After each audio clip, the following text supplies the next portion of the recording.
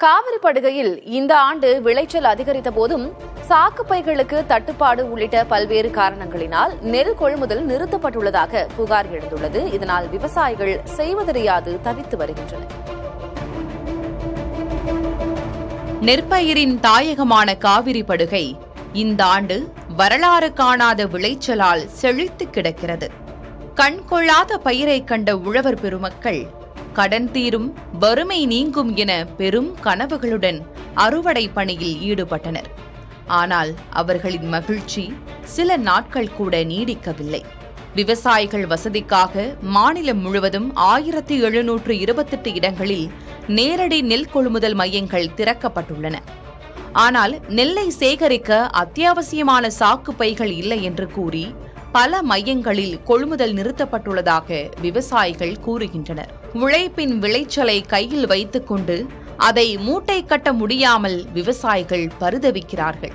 கொள்முதல் செய்யப்பட்ட நெல்லை சேமித்து வைக்க கிடங்குகளில் இடவசதி இல்லை என கூறப்படுகிறது.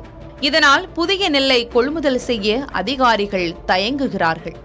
ஒரு சில மையங்களில் கொள்முதல் நடந்தாலும் எடை போடுவதிலும் பணம் பட்டுப்பாடா செய்வதிலும் பல நாட்கள் காலதாமதம் ஏற்படுவதால் அவசர தேவைக்கு பணம் கிடைக்காமல் விவசாயிகள் தவிக்கின்றனர். கஷ்டப்பட்டு விளைவித்தோம், ஆனால் விளைந்த நெல்லை விற்க வழியின்றி நிற்கிறோம் என்று விவசாயிகள் குமுறுகின்றனர்.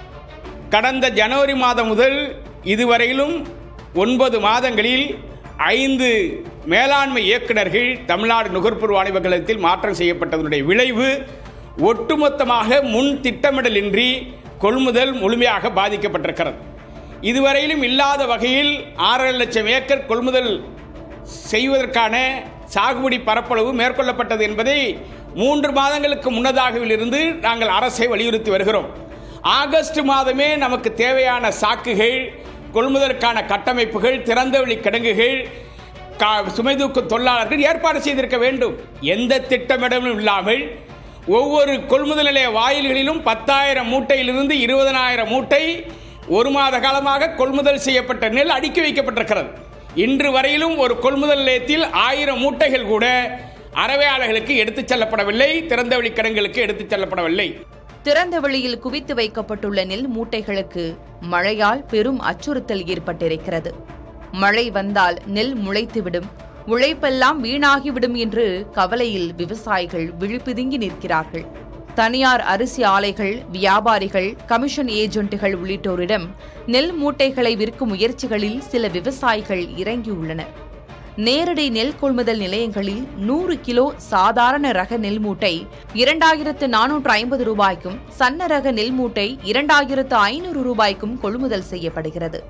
ஆனால் வியாபாரிகள் மூட்டைக்கு 200 முதல் 300 ரூபாய் வரை விலை குறைத்து வாங்குவதாக விவசாயிகள் கூறுகிறார்கள்.